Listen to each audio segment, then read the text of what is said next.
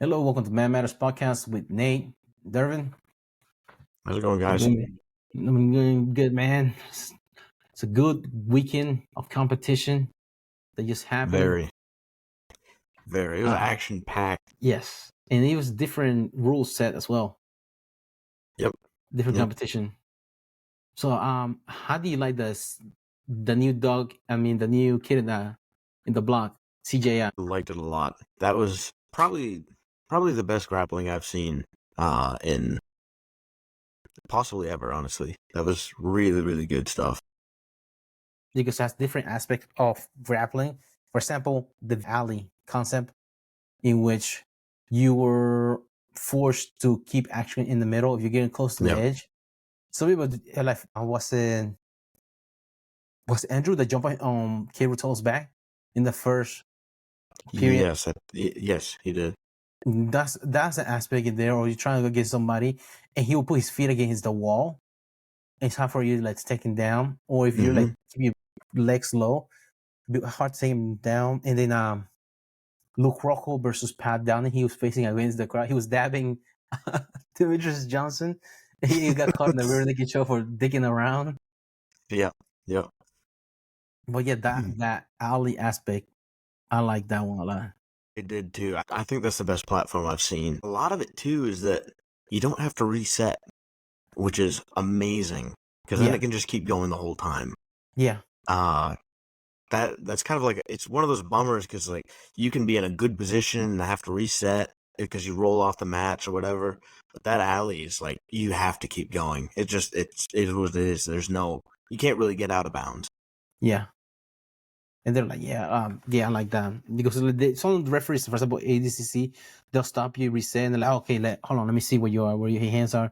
Okay, come on, middle. And then just go reset again. Yeah. That was good. Yeah. I mean, I appreciate that part, but even still, it's a little bit of a break, you know. Sometimes I feel like some people run to the outside so that you can reset. It kind of gives them just a little bit of a breather.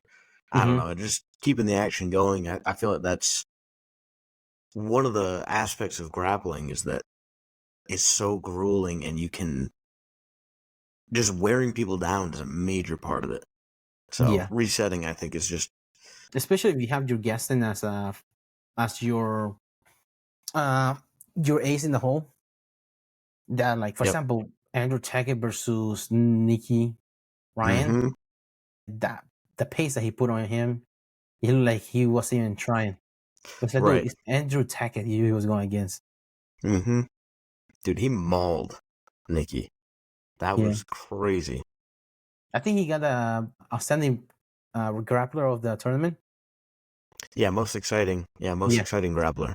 He won it, Andrew Tackett. Because I think that was well deserved. Yeah, I think he earned his place by the way he against K. Rutolo, the semis, that match. Yeah. He came down to the last what, 20 seconds or so. What's that? Would they come down to the last 20 seconds where K. Rutolo was able to catch him like a guillotine or something like that to separate him? That was it. Like, wow. That was a good match. That has to be probably my favorite match that I've ever watched. That was so crazy. Just both guys, both having pretty much unlimited gas tanks, so that wasn't really a factor. And then both are just fearlessly attacking all the time. And it's just, you never know what's going to happen. So also, that's another thing that it rewards the attacker. Yes. It's not like stalling. Yeah. How do you like the 10-9 system? What's that? The 10-9 system between of the rounds. How do you like that? I like that a lot. Yeah, I like that a lot. I think why would you? To me, I mean, I guess it could, in theory, the person who's winning could stall more, but I don't know. I feel like it just gives them something to fight for. You know, if you know you're down, you're gonna be fighting like a dog. Yeah. He gets you on desperation mode for sure. Yeah. Instead of one long period. Right. And it allows you to change your strategy a little bit. Like if what you're doing is not working, you can kind of rethink a little bit. So that's cool. What's the other match? That was Chen versus Hulk. Remember that one? Chen versus Hulk. He's the kid from South Africa versus the Brazilian guy. He got him in like false rape, and he turned it into like a calf slicer, but from the front. That's right. Yeah. I was like, dude, his knee was going to explode. I was like, dude, that looked so bad. Yeah. But his arm has to be hurting us at the same time because he's clasping with his knees, and the only thing between that guy knee paper clipping his knee is his forearm. It's like, how do you keep that grip there? I don't know. That's a good question. Oh man, it has to hurt. If you do like calf slicer and your chin is just burning from doing a calf slicer, come at your forearm or look like trying to explode somebody's knee like that. Yeah, he's probably got a bruise there or something. Yeah. So it's like winner takes all. That's what the tournament is because there's no third place in this tournament. It was $10,000 if you show up, and then $1 million. So the difference between a winner or loser is what? What is it, like 190,000? No, not 190,000. Yeah, 900. Yeah. So like that's a big difference. Yeah, it pays off to win. Yeah, I'm surprised we didn't see more like injuries. To be honest, yeah, there was a couple. I thought it was gonna be injuries with Craig Jones versus Agabi. Yeah, but she wasn't going to have. She had no intention. No. God. But dude, I was scared. I did not want to watch that. Yeah. Pop. For sure, they're gonna make some news. Craig Jones gonna get canceled for beating up a woman. Right. Yeah. He got a woman's leg. Jesus Christ. Yeah. But got the choke. No, Ffion Davies and Mackenzie Dern match. That one was fire. That was. Mackenzie Dern didn't stand a chance. Yeah. Oh my gosh, she's got annihilated. She said 5 years since she competed in grappling. That's what she said. Oh, was it really that long? Yeah. I can't remember. Because she posted on her profile. I'm surprised. I expected her to have the advantage of like the MMA. You know, they put on the heat. They come out. They come out with force. But Fiona had all of it. I mean, she started from the beginning, just initiating everything. Yeah. I think Mackenzie she initiated that one for, was it a Russian? They turned to a headlock and then jumped to the back, climbed through the triangle from the back, and she got the Americana torque to finish. Yep. And it was just 3 seconds. All the whole sequence was 3 seconds max from standing. Jesus. Yeah. Well, she used the ramp pretty well too, which I was also a little bit surprised. Like in the beginning, that's the first round. That's how it was round 2 that she got finished in, right? Yeah. Yeah. Yeah. The first round, she used the ramp pretty well, which I expected Mackenzie to be a little bit more wary of that, just because she's had the cage. But yeah, it was. I don't know. The strategy coming out was just not there for her. Yeah. Yeah, it was something else, man. That was a good match. It was. Somebody called her out, Ffion Davies. Who was the lady that she called herself the GOAT in ADCC? She went against. Was she the one she went against Helena? Wait, really? I think she called out Ffion Davies, who's like the best, and she's trying to challenge her.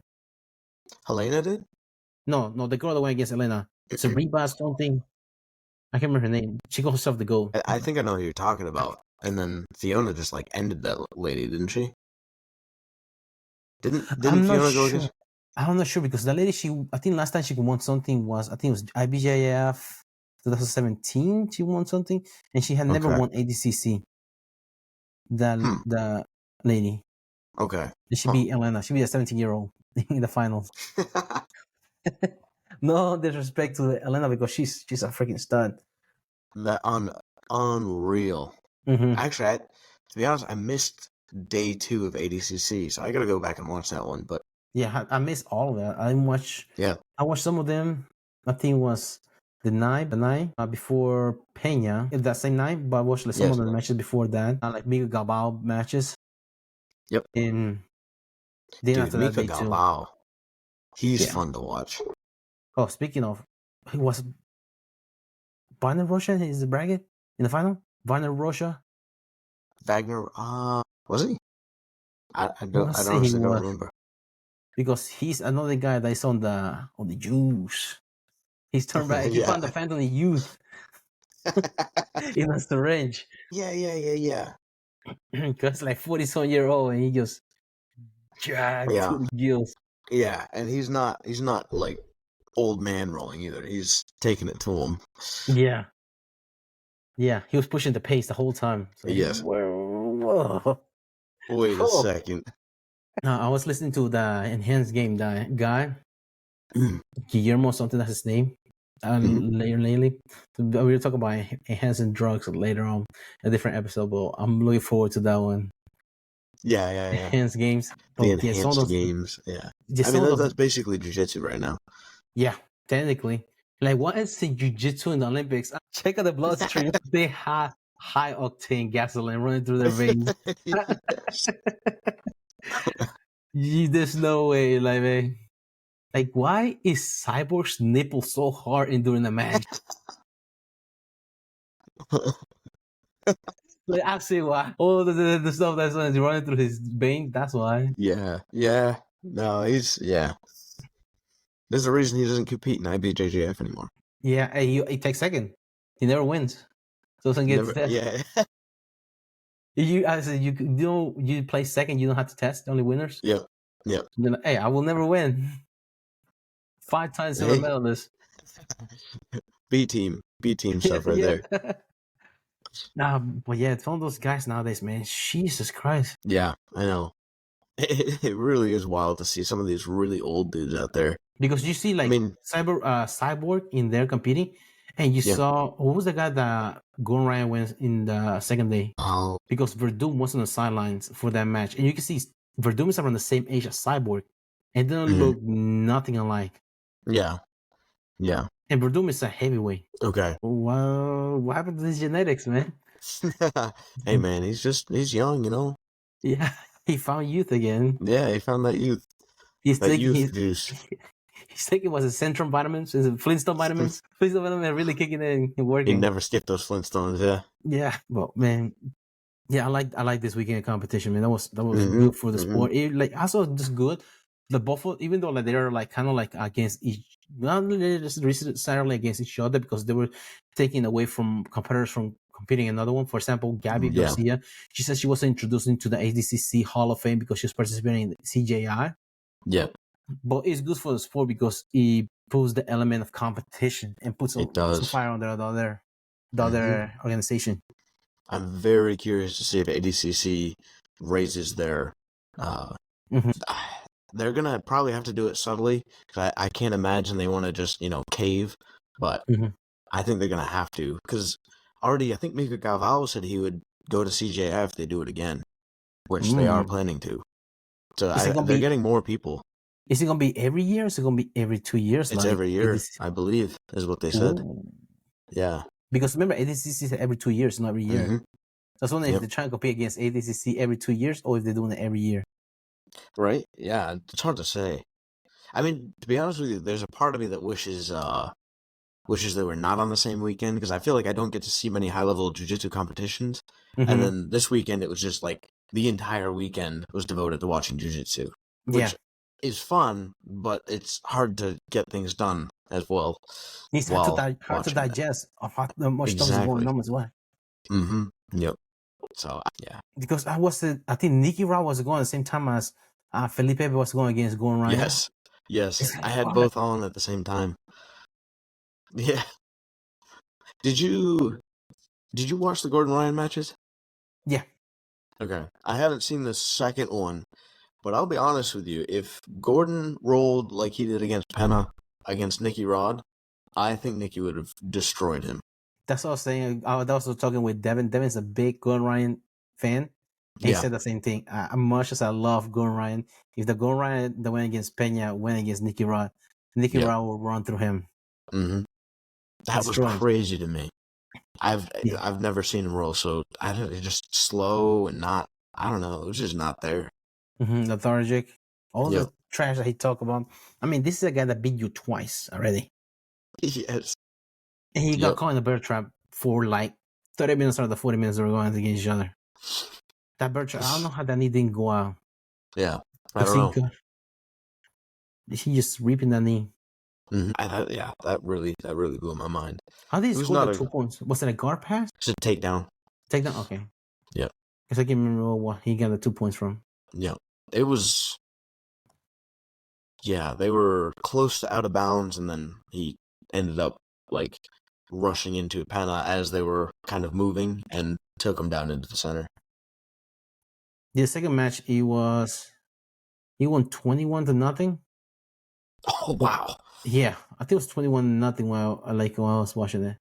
But some of those points that he was scoring was off. He went into like 10 minutes coming in. He had double unders in half guard, so he would go into full mount, and then he would let him get his leg into side control back into half guard, roll it back into no. Okay, So it wasn't like really like ragdolling. He just scoring points, easy points. He did like 10 points just of that. Wow, He's it's like a like, naga. Yeah. Well, yeah, I think that's most of that I saw was of that right there, just half guard, full mount, half guard, full mount. Yeah, that's disappointing. Yeah. And then Magali. So I was talking with Sam at class today, and he's saying he thinks the guy's got enough squeeze to submit Margali like that with a Darce. I feel like Margali must have like really messed up his shoulder, and he just knew like there was nothing he could do at that point because he tapped awful fast. I have a really hard time believing, with how much pride he had on the line, that he would have tapped that quickly. You know, because even I'm gonna all the shoulder that he got Darce. The back shoulder was in the bottom. Yes. Yeah. He just went out against the purple belt. Yeah, talk about humbled. Yeah. Against the purple belt. All the trash he talked. Oh my gosh, his trash talk is so cringy. I can't stand that. I love watching him roll, but my gosh. Isn't Henry Cejudo? Yeah, it's up there. He knows but at least Henry Cejudo, he knows it's cringy. So he make it like it's cringy. Yeah. Yeah, that's valid. Because he's cringy as hell, man. Triple C is for triple cringy. Oh, man. I haven't listened to him, but I remember him and Gordon Ryan were really celebrating before like their matches are gone. They were like celebrating with their belts and stuff like dude, that's bad. That's Wait, before this? Yeah, like the day off. They like before their matches had gone on. He was there, like me and Marigali, we were celebrating. But like, so he's trying to be like trash talk, like Gordon Ryan. But he hasn't like won like last much as Gordon Ryan. Right. No, it's very true.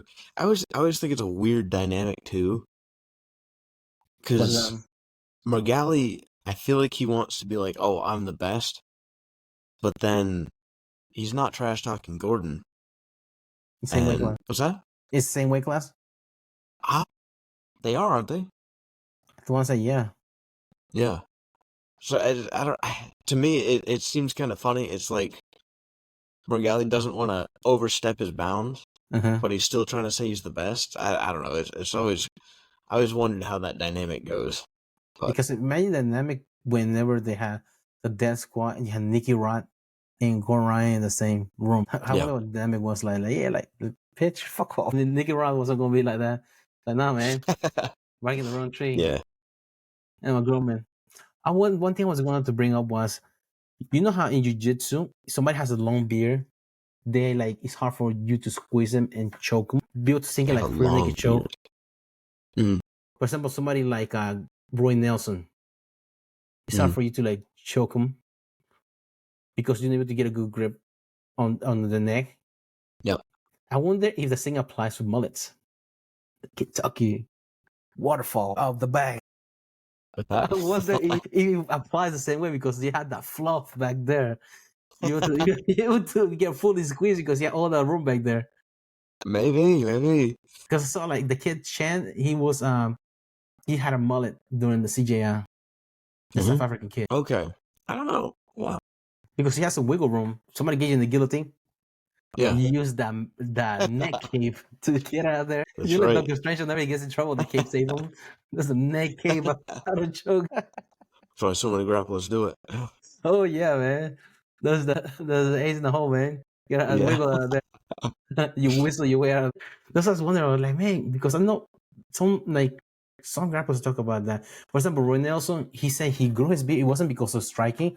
It's not for it to get knocked out. He still get hit, but instead of doing chokes, that's hard for you to choke him with the beer. Yeah. So that's why he grew the beer. Yeah, I have to say, yeah, that might be true. I'm curious to see how that is. I haven't tried to choke many people with like a big beard, so let's keep that in But mind. you should have tried to, for example, when you real naked show, you should have tried to can open there. But if the beer's in there, how do you able to get your hand in there? That's valid. They're wearing like a scarf, like a hair scarf. Yeah. On their neck. Where is it? Meanwhile, they have a chin tucked in. You know, the ones that don't have a chin, just like they're lifting. Yeah. Like, fuck, where did they go? It's somewhere in there. You know, because they're there. But yeah, I was thinking about that. That's a factor during grappling. Mm-hmm. Yeah, definitely. Shoot, there's something I was gonna bring up. Oh, you got the Nicky Rod calling out Gordon, the $1 million. Yeah. $1 million. Dude, that's brave. Yeah, Mm-hmm. I picture this going in a way that Gordon tries to come up with some like weird rule set to try to like spin it in his favor, and Nicky's not gonna go for that, and then it just won't happen. That's kind of the way I see that happening. Yeah. But I don't know, we'll see. I don't remember him mentioning Nicky Rod in the second match, the second super fight, the second night of ADCC. Yeah. Because I don't think he mentioned anything like that. He called him like a rat, Nicky Rod. What's that? He called him like a rat. Oh, really? Yeah, he didn't mention anything about having a match with him. And I was talking to Devin too. He said maybe he might not be able to do it because maybe he's contractually bound with flow grappling. Because remember, he does who's number one? That's flow grappling. Yeah. In ADCC, flow grappling. I'm not sure if he's like contractually bound with them. Because remember, at one point he was with one championship. Then he got sick. Yeah, that's and he signed with the UFC. He got sick again, and now he's with who's number one. I didn't know he signed with the UFC. He signed with the UFC for a little bit because he was he went to matches, stuff like that the UFC had. I can't remember the name of the events. I think it's UFC Fight Pass because that's what they had. Damn, I can't remember his name right now. Jeff Glover versus Uriah Faber. Uriah Faber beat Jeff Glover in the match. Yes, so it's one of those like Fight Pass or something like that. I remember that. Yeah. Jason North went against a guy, and he beat it. Was it a leg lock? I can't remember. He won, but he beat somebody in that match. But he used to be with the UFC for a little bit because he was like a sideline, saw the matches, and he got sick again. And now I think he just backed out of the contract because he was able to compete. Yeah. Is there a Who's Number One coming up soon? I haven't looked it up. I'm trying to think. When is the Mikey Musumeci versus Rotolo? I'm not sure, but I see that he's training with Brandon Moreno and Mighty Mouse. I saw that. That's pretty cool. Yeah. I mean, those are both UFC champions. Dudes. Yeah. Mighty Mouse is unreal with his grappling. Yeah. Remember when he got Ray Borg? Remember he got Ray Borg of the slam? He picked him up. As he was dropping, he locked in an armbar. Yeah. It's like, Jesus. And that was at the end of the round, too. Because he locked it in and tap out. Well, it's not only that, but he's good in the gi as well. Yeah. Because he won that. Didn't he do like an absolute tournament or something like that and beat a guy that was way bigger than him? Like 300-pound guy. Yeah. That's pretty cool to see. I want to say it was a bow and arrow that he caught him in. Seems right. Yeah. I don't remember for sure, though. Have you tried to do it? It's like a helicopter choke off a bow and arrow. Off of a bow and arrow? No, I don't think so. So you know how you roll? You have the bow and arrow. You roll this way to lock it in. Yeah. But if you know to lock it in, if this leg, instead of you jump over it this way and go the other way to grab the arm. Yeah. It's hard for like him to get out of that one. I've seen that from. I've seen that if they do turtle. If they turtle up, I've seen doing that. Yeah, I don't know what they call that, but it's called like a helicopter choke. Is it helicopter? I think clock choke as well. I think they call it. But yeah, that is nasty. Yeah, That's a quick one. Time, I like to go bow and arrow, and I'll jump, like literally jump for the leg. Well, if you miss the leg, it's gone. But you have a helicopter, you only have to go for the. That is true. I never really thought about doing it from the side like that, but I mean, it makes a lot of sense. Mm-hmm. I might have to try that. Yeah, it is fast because has just some triangles that you grab. You try and get the angle. You try and grab the leg. If you have to go for a leg, you can just grab the arm and finish it from there. Mm-hmm. Same thing with this one. Yeah. Especially for somebody who has short arms like me. Just get him on there. Yep. Nah, I feel that. And then, I mean, that, I don't know, the ability to put your entire, I mean, I know you can with the bow and arrow as well, but I feel like you can get more pull because you're kind of like deadlifting their collar into their neck with the helicopter choke. So I don't know that. Yeah, it's and then most of it's serious force. It's upper body. Yeah, the whole move is syndrome on the lower body instead of you trying to split it in half by grabbing the leg. That's true. Yeah, you're fighting less of them. But it's kind of like a crucifix choke, kind of. If you've seen the people that get a rear naked choke off a crucifix, I see. Where you're naked, really? There's nogi? In the nogi? Yeah. What's her name? Sam Whaley did it to Carlos Parza when they went against each other. I'm not able to find that one, but she caught it. She had it like in like a crucifix. That's an interesting one. I never really liked the crucifix just because I never know what to do there, unless it's the gi. In the gi, I can do a lapel choke there, and that works really well. But in the no-gi, I almost never go for it just because it feels like I get them there and I don't know what to do.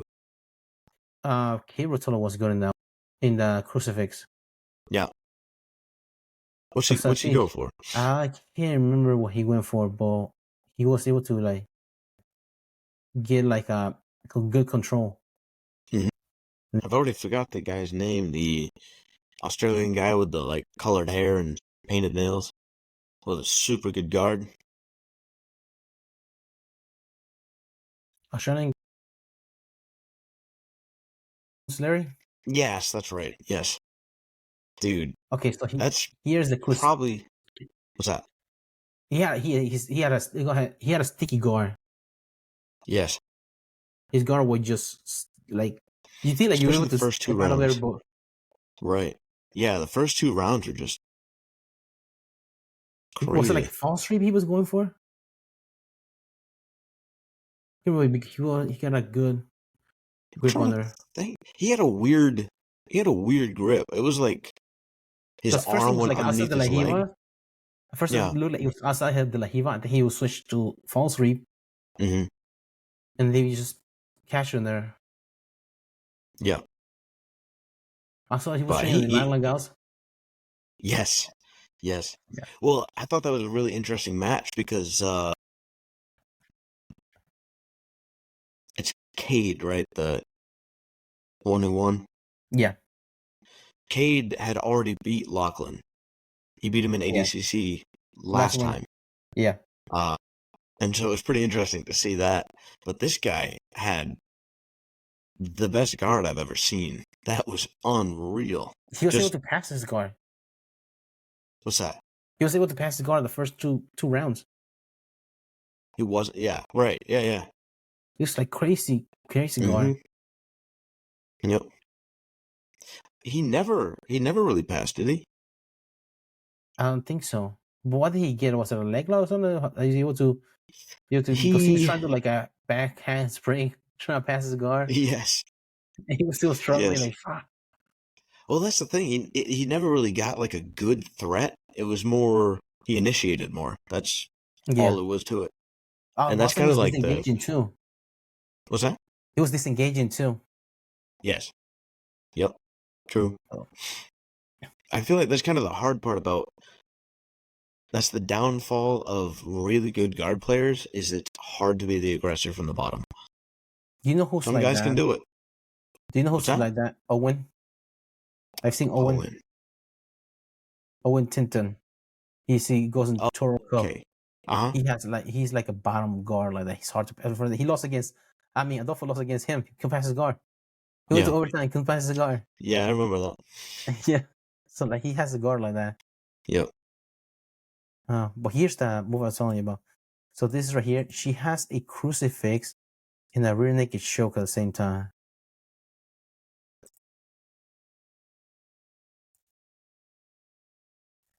We'll play. There you go. So she had a crucifix. So she had a crucifix right there. Mm-hmm. She let go of the arm.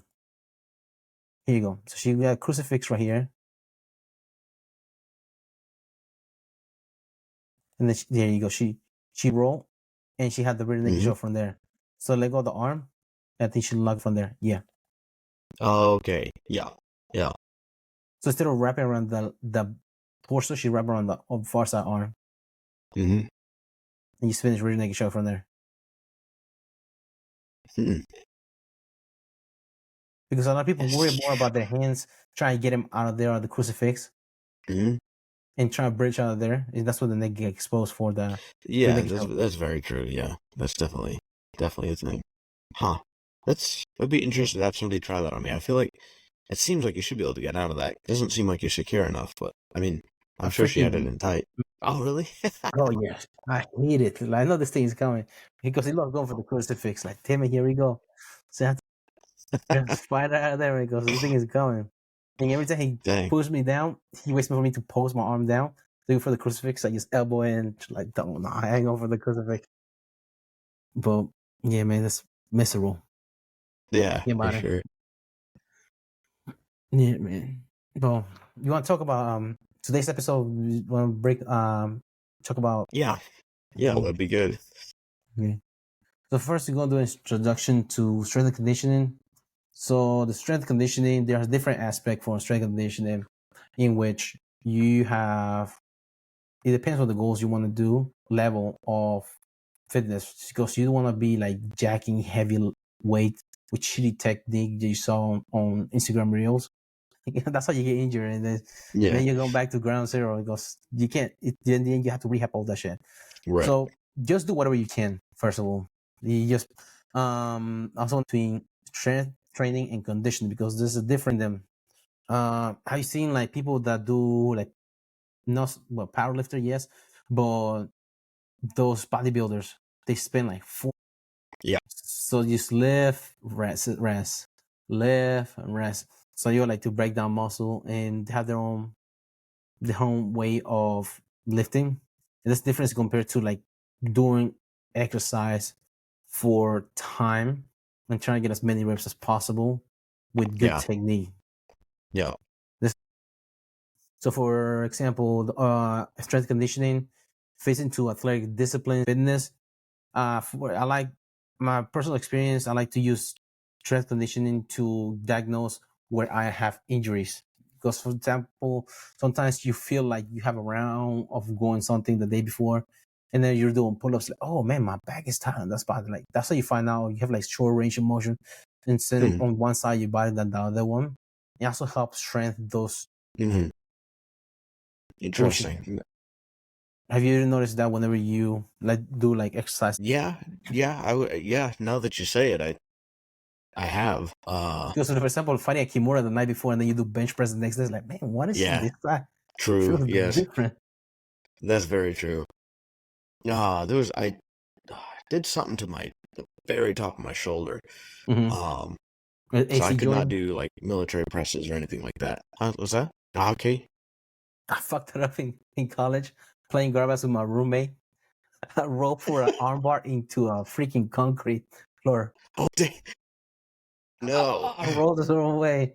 Fuck my shit up. Right before the preseason for wrestling. I was like, fuck. Oh, no. It's gonna suck. I had to cut weight. So the way I would, even running hurt because I couldn't do this right here. Oh. So the way I cut weight was playing soccer with the guys from the Mexican restaurant down the street. They would close the restaurant. They would bring the goals from the restaurant from the back of in the kitchen. they have over there, and we will play in the parking lot, and we will play for hours in there. That's how it works. That's funny. And that's it. Different strength and conditioning program. Yeah. Very. Yeah. Another thing I want to tackle was the benefits of strength and conditioning. So improve muscle strength, and that's things that you want to have anyways. Mhm. Muscle strength, you want to lift, not just because you want to look good, but also you want to enhance joint health. Injury prevention, I think, is one of the biggest. Because I feel like it really doesn't take that much working out to make a big difference as far as getting hurt.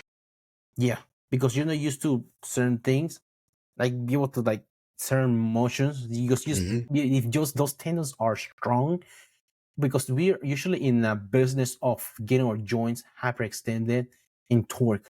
Yes, it's like I use the analogy of a shirt. You keep wrangling and wrangling. Eventually, you're just gonna lose elasticity on there. Same thing with your tendons and your joints. But if you know strength with strength conditioning, is over no, time. that makes all the sense. You see, like all their like practitioners, they have like you seen those bones sticking out of their shoulders, just fighting off Kimura. You seen those like one like collarbone sticking out on the other side. I don't know if I have.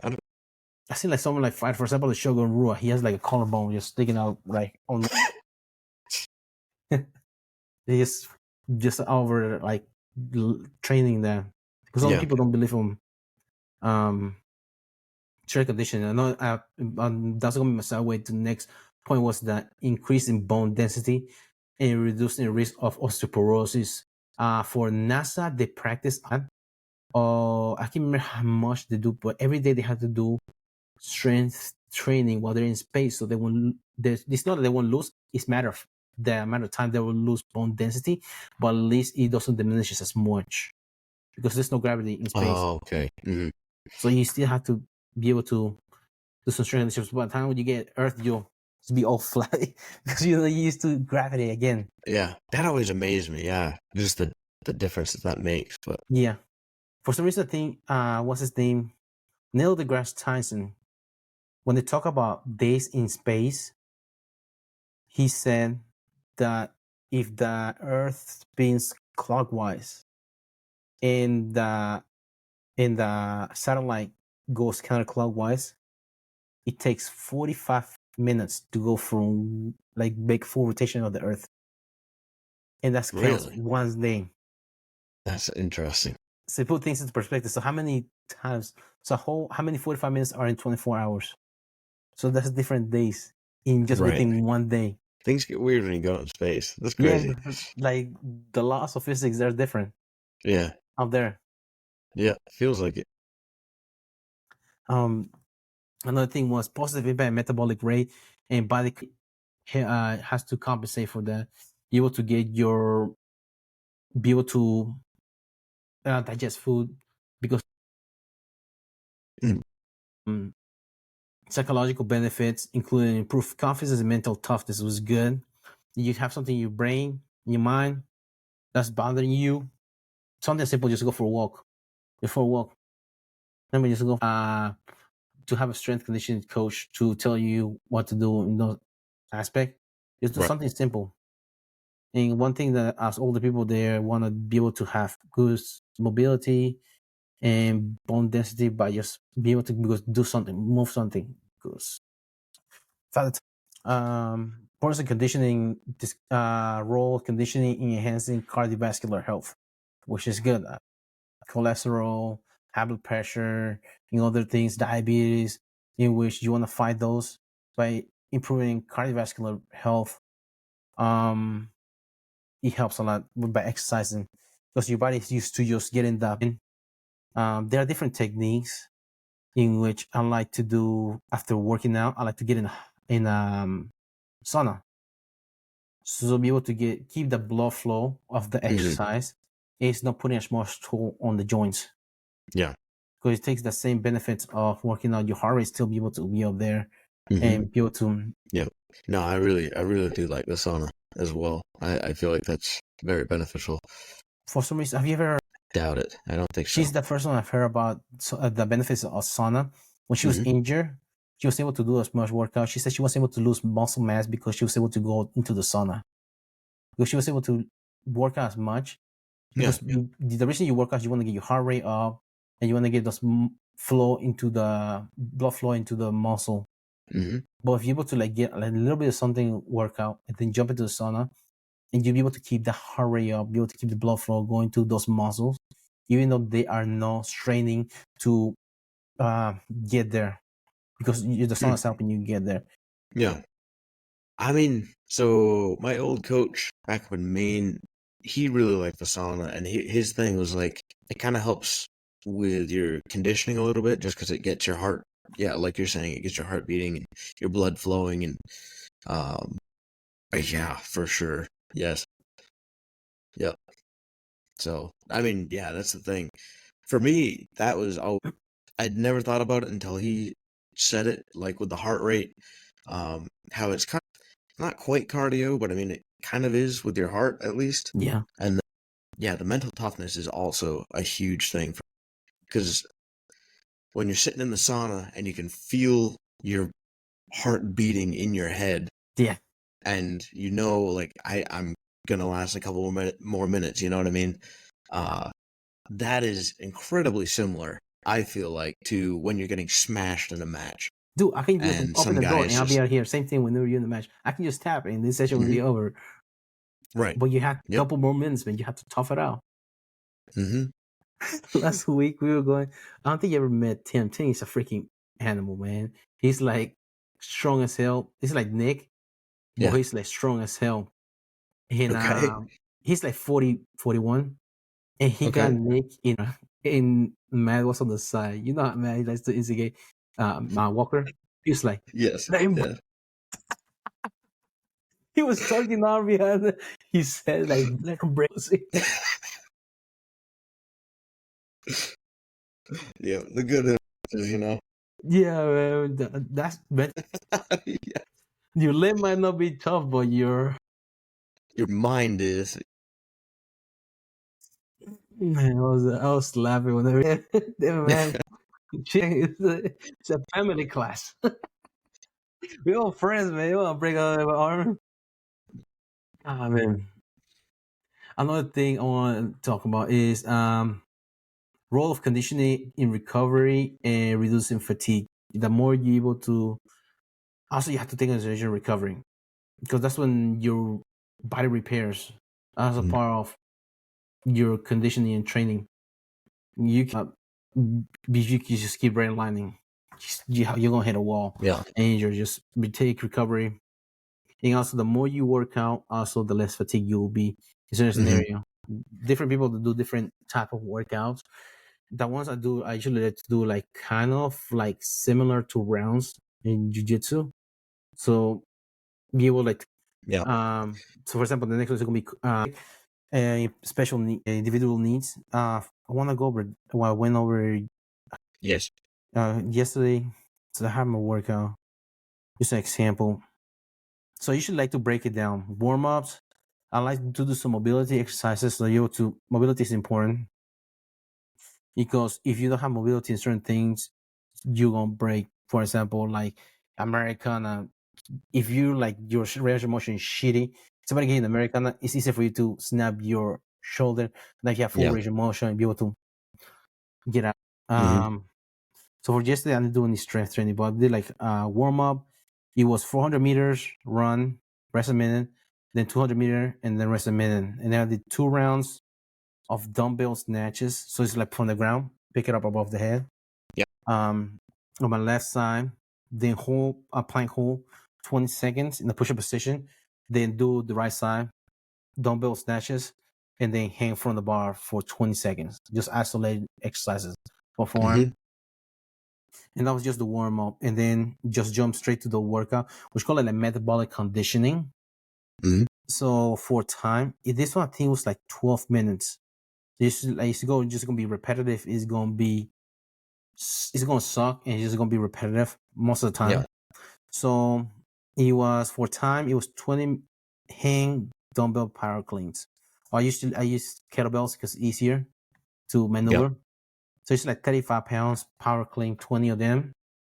And then 20 handstand push-ups. Just like put my feet against the wall and just do handstand push-up. It's like shoulder presses, especially bodybuilding. 20 pull-ups and then 200-meter run. Then after that, do 20 power cleans again. Do then 20 pull-ups, 200-meter run, 20 more power cleans, 40 hand release push-ups. Those sucked.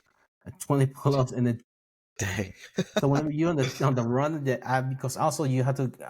I usually like to change things the way, like, because I can run on the treadmill as much as I will be able to, like, an elliptical, which I should take into consideration. According to your level of fitness, if you're able to do certain, you can always accommodate for something else. But yeah, like that extra was 12 minutes. He just, when the 200-meter run comes, just go. And then, that's crazy. We used to do stuff like that again up in Maine. When I was training with my old coach, we would do circuits. A lot of times, he did a lot of like kettlebell stuff. We'd hit a bag, speed bag or something in there, and then we'd have like one or two groups rolling, one or two pairs rolling, and we do a lot of snatches. What do you call it? The ones where you're laying down on the ground with the kettlebell and you stand all the way up. Turkish get-ups, that's right. Did a lot of those, and we just do the circuit, like keep going around and around and around, and that was definitely the best conditioning I'd ever had in my life. Because it's more specific, because you have to think about being explosive, your core, being also have to you have the coordination to be able to do those movements. Because our Turkish get up, you just like, for example, having doing those 5 of those. Yeah, for sure.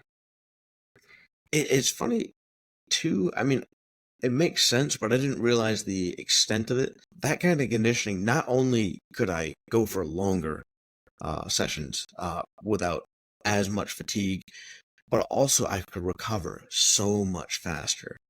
I remember doing that, going, and then like grappling with somebody and just being absolutely dead, and then it would take 2 minutes and I was ready to go again. Like, yeah, that's what I like about that kind of training, because it is rounds.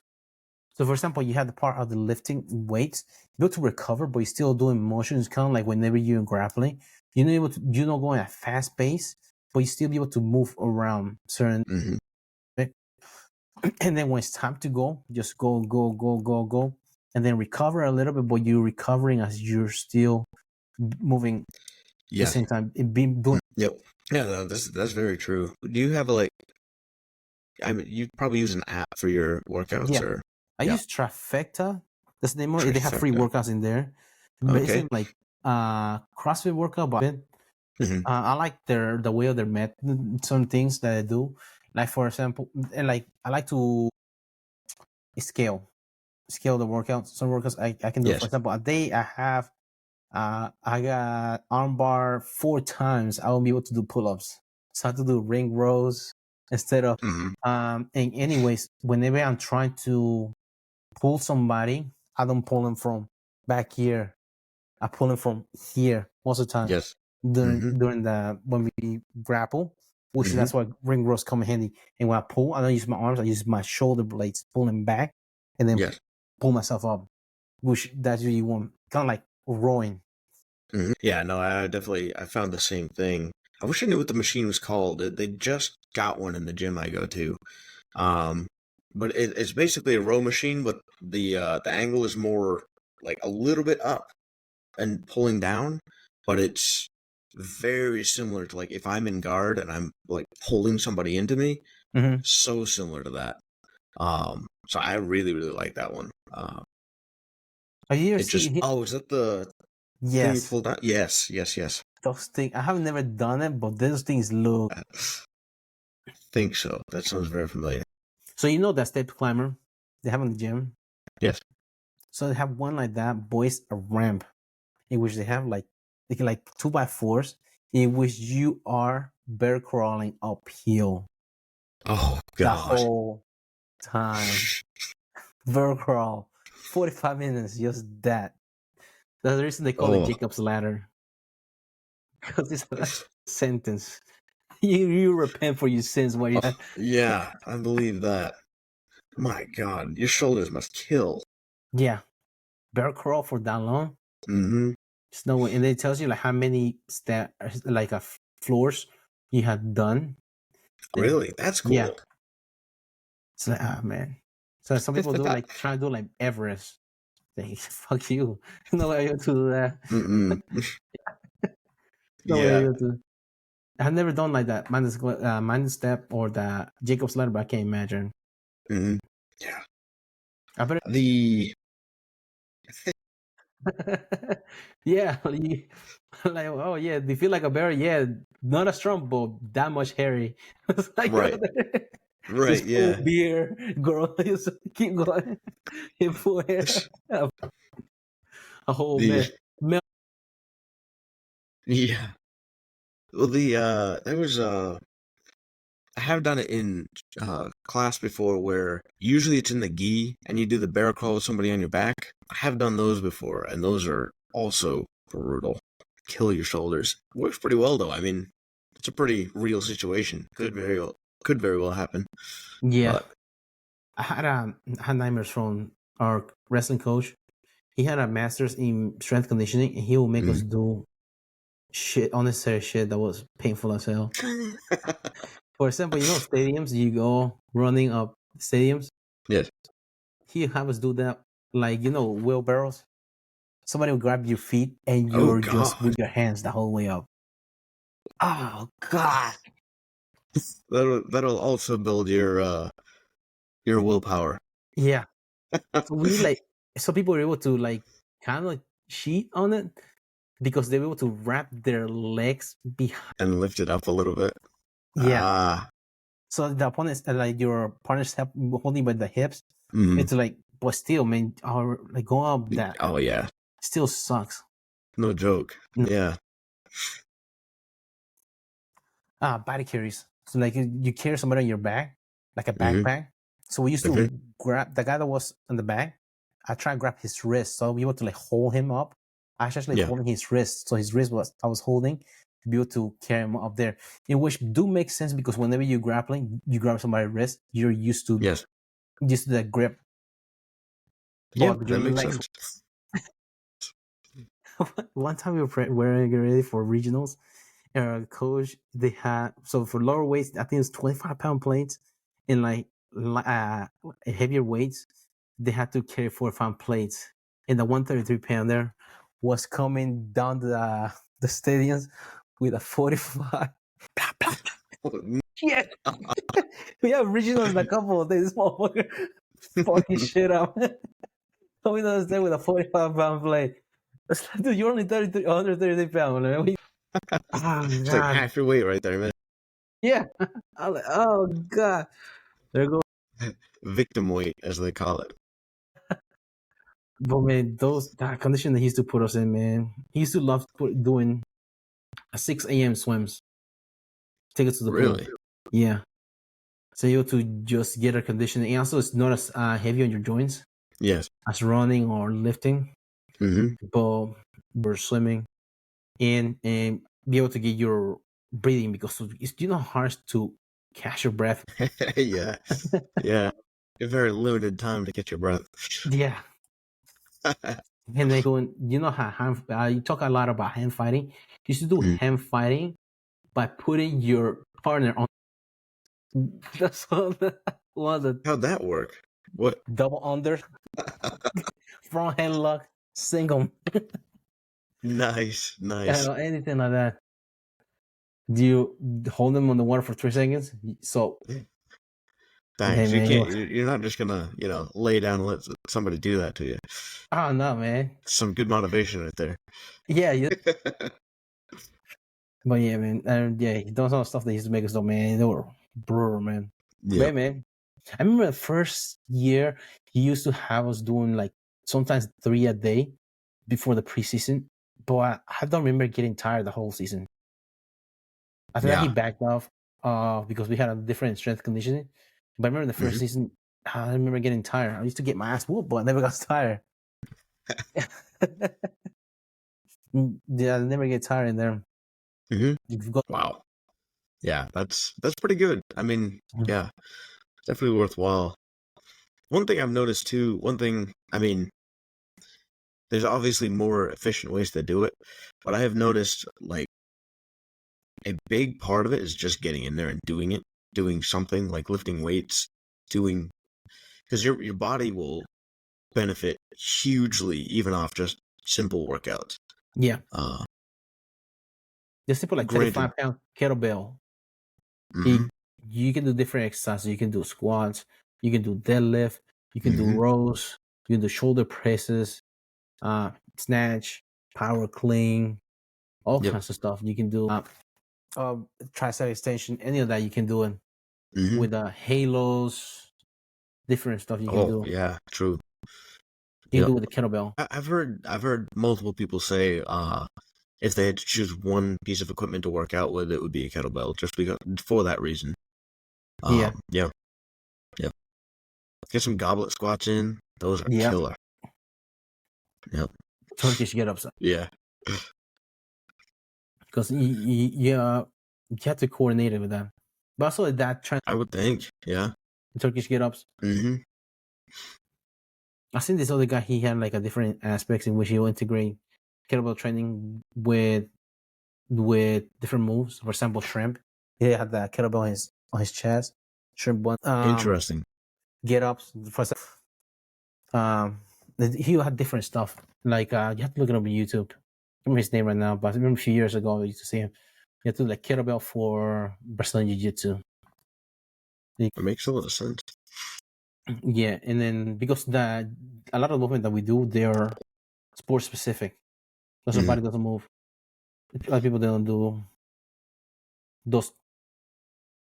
Well, I think we cover what I was going to. For example, the role of sport, strength conditioning, improving sport specific skills that we talk about. Certain things. I'm trying to get up, elbow press. When we try to get off bottom. Yes. I'm not seeing some they do like strength conditioning. Was it? I can't remember who they're talking about. Is it Flanagan? What was that his name? That he was from. He wasn't from. Was it Finland? He was in CJI. He was wearing like gray rash guard. Oh, Flanagan. Yeah. Or He Norway. I was. think it was. Yeah, I thought it was. Yeah, I don't think it was Finland. I think it was Norway because it's red, blue, and white. But he talked about his strength conditioning, periodization and planning. Well, I talked about before during strength conditioning around like competition time. Mm-hmm. You want to back up a little bit of that. For sure. And you want to increase mat time Mm-hmm. because you are lifting to be stronger in the sport. You're not doing a sport to be better at lifting weights. Right. Yes. If your guard is shit because you've been squatting heavy weight, That's very true. so just back off of the weight whenever you close the competition. And those heavy weights should be done in the. Yep. If you feel like you want to lift somebody, that will get out of the way. Yeah. But just back off of the weight and just. I have I don't know if this is the same, but you cannot give 100%. Yeah. You have to like focus on like if you're going like one specific sport, once it gets close to the competition. Yep. No, that makes sense. Yeah. No, that does. Yeah. I listened to a thing from Andrew Wiltsey, talking about training versus the strength and conditioning part of it, and he was a big advocate of doing your cardio outside of actual roles. He's like, he really didn't like the people didn't like the philosophy that were that's jiu-jitsu is my conditioning, because he's like, that's how you get hurt. He's like, you really want to be able to push yourself when you're doing very specific motions, and then the training, like, yeah, you can roll hard, but don't make that your sole conditioning, because you wear yourself out and you roll tired and you do tend to get hurt. So that was an interesting Yeah, because you think thing that about I it, heard. whenever you go running for your conditioning, you want to work on your conditioning, you don't go running with a 45 plate and 225 on your back. That's like the equivalent you're trying to run or do like perfect squat as you're really, really tired. That's not really Hmm. conditioning. Right. So the higher reps, the lower you weight. And another thing also, I don't know if you have of RPEs. It's like usually power lifter they use that in which is a chart. There's a calculator Mhm. that does like a RPE calculator. It's called for rate of perceived exertion. So they have, for example, six with like 60%, 70%, 80% of your Okay. um Mhm. because it helps me like gauge like how much exertion I'm going to. So for example, if my bench was 225, it's done. It's heavy. Well, if my bench press was that, and then my RPE one rep was max of 10, 100%, and increasing Hmm. by 5 pounds. So compute that. So if I'm going to do the max, I usually like to go as 5 reps per round. Hmm. So that way I'll be able to get my full range of motion and not exert too much because I know I'm gonna be doing metcon after that. So 60%, I'm gonna get my weight. My RP is 6, which is 76% of my 1 rep max. I'm gonna get at 170. So you do in that set, you do 5 reps of 170. He calculates it for Okay. you. So that's not as Hmm. heavy. You know that it's gonna be a 6, it's not gonna be heavy compared to when you go on 9. You do 190. You know it's gonna be heavy. It's gonna be 5 sets, and you know how close you are to your 100%. Hmm. And then Interesting. if you go 10 reps, he calculates for you 140 pounds. Ah. So if I'm doing 4 sets, I'm doing 140, 145, 155, and 160 because 6, 7, 8, 9. Mhm. I should don't go up to 100 or like to 10 Yeah. because I know I'm going to be doing my metabolic conditioning after this. Okay. And you still be able to hit those reps and be able to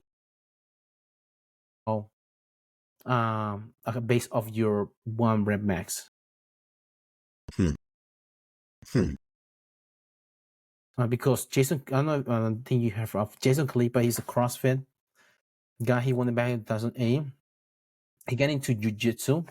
He's a proper wrestler. And he talked with Joko like, why am I like be able to like just crash whenever I like work out? He's like, maybe you have to back off on your RPE for strength conditioning. For instead of going to 10, just bring or 9, and then you'll see after that, see how you are. And then he said like, Yeah. Yeah.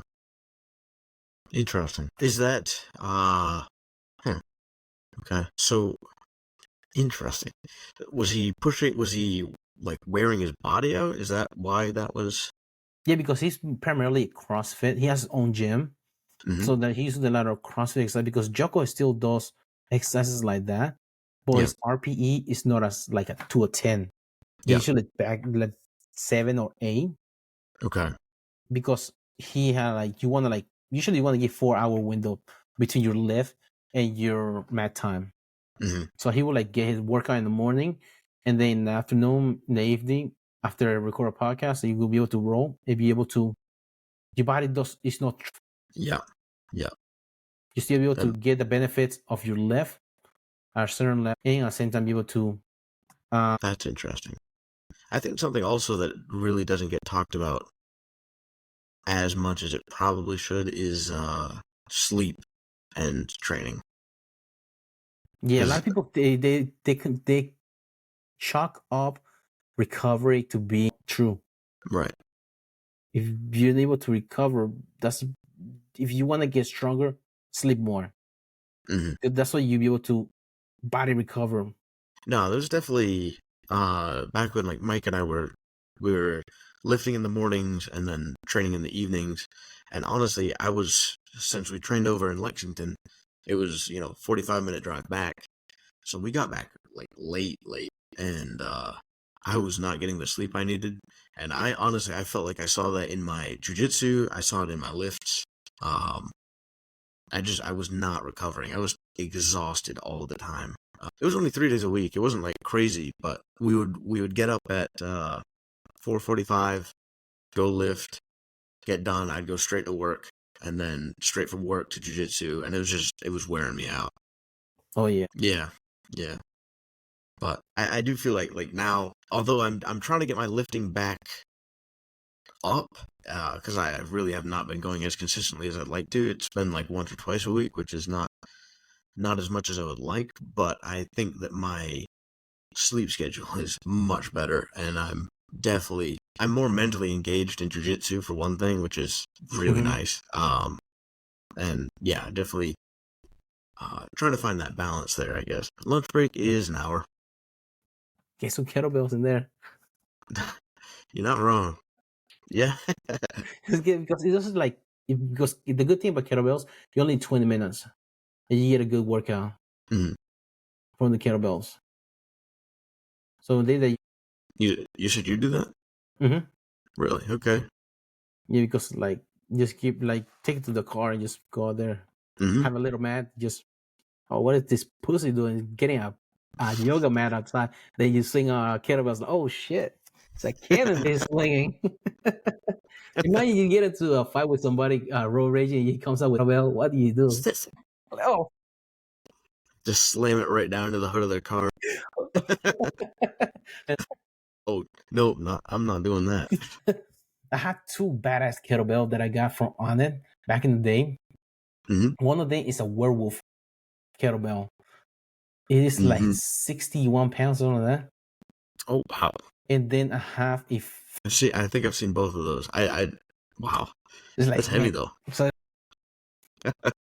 I love those kettlebells. Yeah, but you can like just knock it out some workouts with there. Yeah, I got my daughter one. It's a 5 pound right here. Okay. There you go. Starting. Yeah, this is work on, because there's also another thing about kettlebell, works on your grips a lot, because even though you have a grip, you be able to it's like rotating exercises of and you having a strong wrist too. That's super useful. Yeah, jiu-jitsu is really useful because everything is just grips.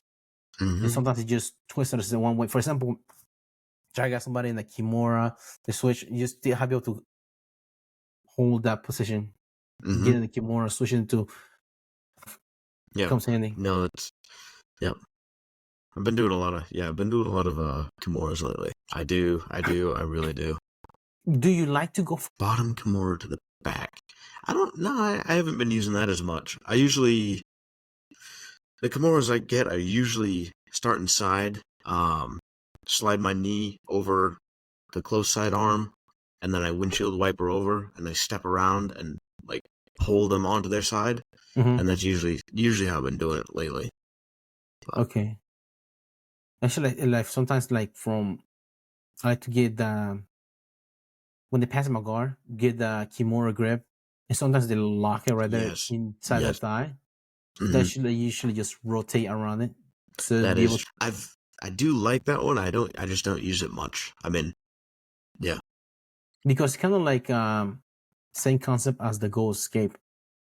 Same thing. You have same motion. Yep. On there, because hard. Like for some bigger guys, hard to get the control. Yeah, it's true. Because they just plank down on the man. Yes. Like, okay. That's Yep. Did you think of Nicky Rod getting all of his subs all of his wins by rear naked? Oh, that's pretty impressive. I mean, Yep. All on red. Like he's in Vegas, better all on red. That's you think right. that's how they able to get away with it, because the money that they were for the price, you see. Have you ever thought about that? Why they did it in there? No, because they able to get away with it. Because what? That's interesting. I was thinking about it recently about that. Like, is that the reason why they did it in Vegas? Because somebody was talking about paying taxes on it. Make sure. So somebody's talking. Because like, oh, they do have to pay taxes, because kind of like whenever you. Yeah. It's like, oh, maybe it's like that. That's what they did over there. Also, they didn't do it in the casino. They did it in, I don't know. That's I don't very think that. strange. I don't think that's cool. Also, another thing that I think about it. I don't think they know what they did when they signed up. What was that? When it came out. Yeah. Oh yeah. Takes a swig. Scholarship. Takes a swig of liquor on the way out. Oh yeah. Take a swig of liquor before bid on a woman. Like, hey man. Oh hey! That hits a little close to home, man. Oh no, man. Back in the day. Yeah. But yeah, man. Yep. I have Renato Laranja as his coach. Yes. So He was something else. You want to tell? Don't let that Sheila beat you. Yeah. Who gave him a That was microphone to wild. coach too? Huh? Who Yeah, gave I him a know. microphone? Oh man. What else was I going to talk about? Also, like injury prevention. I think was like improves correcting muscle imbalance and improving movement. So, for example, like that when we talk about Turkish get-ups, because you have to be able to because you have to be lined up and do the perfect technique for it, and you find different imbalances. For example, like that snatch itself, this goes for squat, be able to pull it up and just raise it up. So be able to find imbalances in certain exercises, because a bench press is usually just one bar. And if you are weak on one side, you're able to compensate with the other side. Yes. But if you were to for kettlebells, you see which side is more wobbly than the other, and be able to compensate for it, be able to improve. Right. Mm-hmm. No, that's definitely true. Then another thing was well-rounded strength conditioning program. It reduces common injuries. For example, knees are a thing, man. If you would like to be able to good squat, and be able to get good full range of motion, you have shortness. Like for us, hip flexors are a thing because of guard. So whenever you get in the squat, beginning, you want to be get deep squat, just stretching there, and be like a side lunges, you to stretch a little bit, so you can see where the depths. You can also use that as a flexibility and mobility work, which I was talking about before. I like to do some prep, so pre-workout like stretches, and post-workout I'll do it exactly right after, but I can do it later on. But it's beneficial if you do it after, because it helps you cool down, and also your muscles are warm, because you don't want to stretch at cold, just snap sometimes. Right. So you remember, have you ever had that happen before, trying to stretch your hamstring, oh, I got Yeah, definitely. so you want to warm up a little bit, and then to do a workout. I like to do the warm up, and then before I do the lift, I want to do a lift specific get some mobility in the joint and the body part, and do my lift, then the metabolic conditioning, and then after that, the cool down of the exercise for the exercise that I did for the strength part. What do you do for a cool down? I'm doing deadlifts. So for the warm up part, I do whatever I have to do for warm up, and I do calf stretches, so it open up my hip flexors and my my psoas. And then after that, when I'm done, I can do, for the cool down, it'll be laying down on a medicine ball for the same part for the psoas. Be able to just get my breathing in there. So in for 4, hold for 4, and just exhale for 8 seconds. Just getting that for 2 minutes straight. And then if I want to do my back, I'll roll my back on a roller or on a ball. That helps on with a softball or lacrosse ball. That helps, but you don't want to roll on the ball or having being smashed on before you do your lift, because that's how injuries happen, because your muscle is relaxed too much. Okay. So that's what you do after. You don't do it before your lift. I used to do it like after my lift and then going to my metabolic condition. It was like, I get injured a lot there. But if you do after conditioning, it helps you cool down, keep your heart rate down, but at the same time you're able to move around and be able to stretch. Thought about that, but it doesn't make sense. Yeah, it makes different. I walk different too. I don't know when Ryan walks. Yeah. Because so freaking. Yeah. He rolls. If we back, I don't know if he still does, but he back in the day used to roll like every day. Mm-hmm. So I can imagine how. Right, I know it. Yeah. Well, I mean, the acai he takes probably helps. Oh yeah. The Mexican. Yeah. Practice consideration and tips how to start strength conditioning program for beginners. So you can do like basic stuff, air squat. So that way I like to learn a new move is by getting reps in with little resistance. So for example, squat, you do air squat, then you go into box squat. So you squat to a box, then you start getting back squat, a little bit of time, front squat, and then the last one is be overhead squat. If you're going to do the progression, but you always want to do be able to get reps in good technique.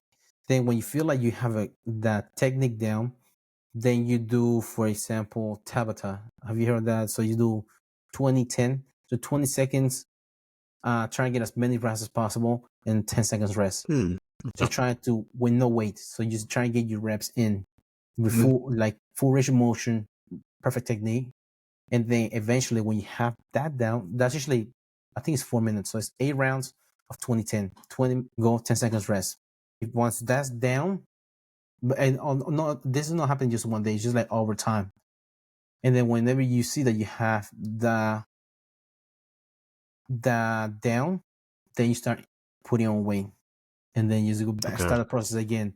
You get your reps into perfect range of motion, perfect technique, and then for time, and then you increase your weight like that. So it's the way you have to get your your progress along the way. Interesting. It also teaches your body, just like we learn new things in jiu-jitsu, actually teaches your body how to do new. Yeah, no, huh. No, I kind of like whenever we do like new technique for some Kimura, we should teach him how to do it, and we have to get like 1,000 reps before we right, yeah. Let's hit the other stuff. My misconception as far as like lifting makes you bulky and cardio kills gains. Yep. As far as like lifting, like if lifting makes you bulky, you know how much stuff you have to take to get bulky, to how much you have to lift to get bulky. You have to like 500 grams of creatine or something like that. You have to take stuff to get that bulky. And also like cardio kills gain. If not necessarily, because if your cardio is involved by lifting weights, your gains will still have, your muscles still be able to. Yeah. Most of the time, the gains that you lose is because if you're not eating enough and using cardio like for too long, because actually your muscles are. Yeah, I mean that makes sense. Definitely. Huh. Yeah, I mean I'm sure there's a balance to be had there, but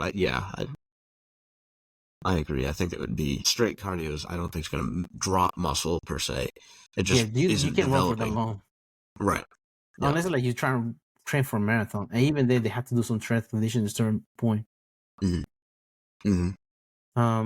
Women, they have also think that women don't lift weights because they get bulky. Like, dude, see the women that are doing bodybuilding, they're taking other stuff to be able to look that big.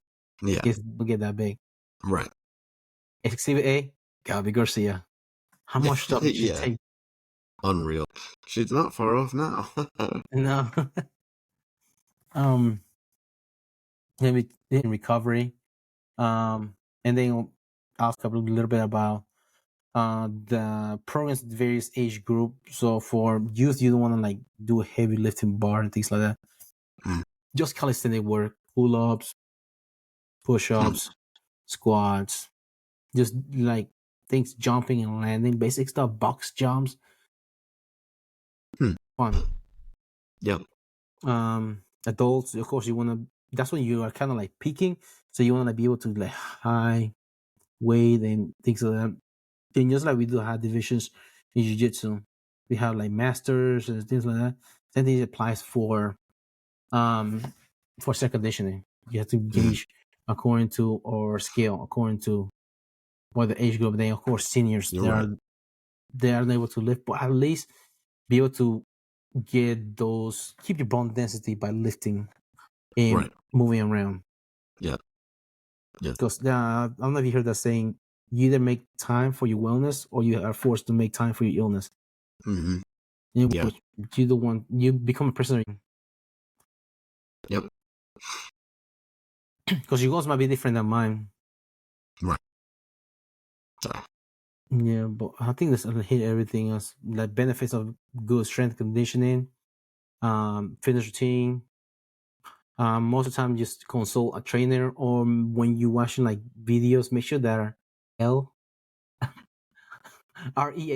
instead of REEL. So they're the correct technique. I mean, I happen to like those Instagram techniques. Oh yeah, I see people do kettlebell snatches above their head and just land on their head. And then like I don't have anything else like on for the strength. Do you have any like things that you want like questions? I mean, I guess it's, I don't know. We covered a lot of good stuff. I think, yeah, something that comes to mind is like how much cardio do you do versus strength. But I mean, that kind of depends what you're training for, I guess. Yeah. Like how long of a match you're training for or something like that. I would imagine the goal would be to get your body to a point where you can go at high intensity for at least slightly longer than your match. Yeah. Yeah, most of them, like for example, the metabolic conditioning that I do, I usually trying to keep it like 12 minutes at least. But it's gonna be, that's me just going hard for 12 minutes. Because the more the faster you go is that more like the more intensity you do, but the longer you go, that means less intensity. But still it's time. Also another thing I want to talk about today was I see something recently was for like the things that we saw in the Olympics is awesome. I wish a lot of people take the same example of that and apply to the life. Imagine we just focus on certain things in life and we apply, and how much better it will be. And you don't have to be like a 7-minute mile to be like perfect. Just go you against you. As long as you're better than yesterday, that's good. Because that's the perfect person you can compare to. And I've seen that somebody said 30-minute mile and a 7-minute mile. That's valid. Yeah. So you have to start from somewhere, and eventually you'll be able to get there. But you have to do something to be able to get there. Not coming to you. The hardest part is just getting out and doing it. Yeah, that's what I said. The heaviest weight in the gym is the front door. Yeah, that's true. It's hard just opening the door. But I don't have like anything else to add for. Yeah, I feel like that was pretty good. I feel like we got a lot of content in there. Yeah. Like I stopped doing strength conditioning for some time, but once you just yes, definitely. Yeah, I mean, I remember. Yeah, the mornings when I wake up and I get out, I go to the gym, and then I go to work. I definitely feel a lot better throughout the day.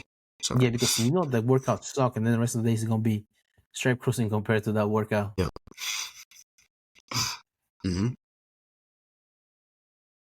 Because like something about it, like just going hard. I got the shit done. It was brutal, but just I didn't know you did something after that. Yeah.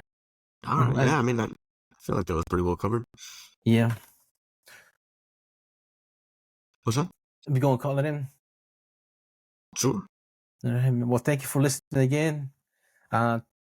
Just make sure to like, subscribe, follow with your friends.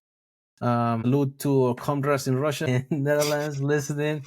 We have listeners in Iowa, South Carolina, in other places according to.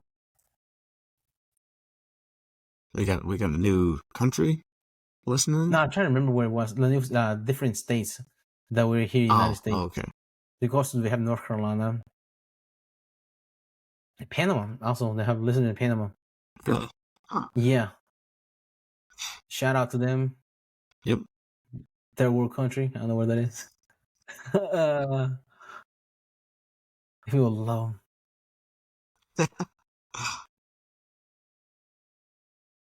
So Russia, Netherlands, United States. Shout out to them. I definitely don't either. And then Thomasville, listener. That's right. That's right. Yes, I believe so. Or at least used to be. I gotta send you this video of. Do you remember Key and Peele? Yeah. When they had like a ground jiu-jitsu instructor. He was from High Point, North Carolina, downstairs from the mall. It was Phil. I want to say I saw that. Yeah. He had like Pretty goatee. Sure. Well, yeah. Well, thank you for everyone listening. Appreciate you guys. See ya.